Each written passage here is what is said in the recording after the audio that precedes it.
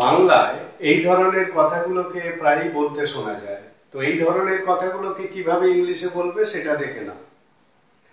এখানে দেখো তিনটে সেন্টেন্স লিখেছি। তিনটে সেন্টেন্স বুঝতে পারলে এইরকম সেন্টেন্সকে তোমরা অনায়াসে ইংলিশে বলতে পারবে। খুব সহজ ইংলিশ স্ট্রাকচার, খুব পরিচিত ইংলিশ স্ট্রাকচার।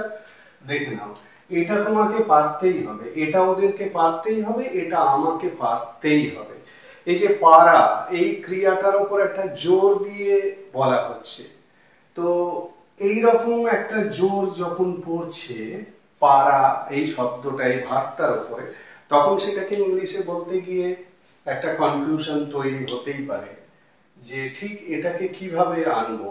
মানে মোডাল ভার্ব ইউজ করব, ক্যান, কুড, মে, মাইট, এরকম কিছু ইউজ করব। তো সেটাই এখানে দেখে নাও। এই ধরনের সেন্টেন্সগুলোকে তোমরা এইভাবে বলবে।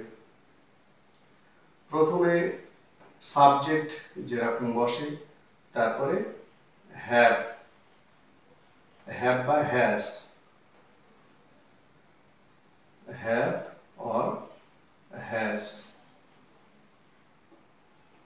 Next goat, got to, got to plus do. এখানে যেহেতু পারা মানে করতে পারার কথা বলা হয়েছে, তারপরে অবজেক্ট থাকলে অবজেক্ট। ঠিক আছে, এইটা হলো সেন্টেন্স স্ট্রাকচার। সাবজেক্ট হ্যাভ বা হ্যাজ, অবশ্যই সাবজেক্ট অনুযায়ী হ্যাভ বা সাবজেক্ট অনুযায়ী হ্যাজ বসবে। তারপরে গট টু মানে গেট ভার্ব যে বসবে, গেট ভার্বটা যেহেতু পারফেক্টের উপর ব্যবহার হচ্ছে, হ্যাভ হ্যাজ এর পরে গেটটা গট হয়ে যাবে, তার মানে গট টু, তারপরে ডু ভার্ব। ঠিক আছে, এটাই হলো সেন্টেন্স স্ট্রাকচার। এই স্ট্রাকচারটা দিয়েই এই ধরনের সেন্টেন্সগুলোকে ইংলিশে বলতে হবে। তাহলে এটা তোমাকে পারতে হবে। কি হবে? You have got to do this. বোঝা গেল? You have got to do this, you have got to do this, এটা তোমাকে পারতেই হবে, এটা ওদেরকে পারতেই হবে। they have got to do this, এটা আমাকে পারতেই হবে। I have got to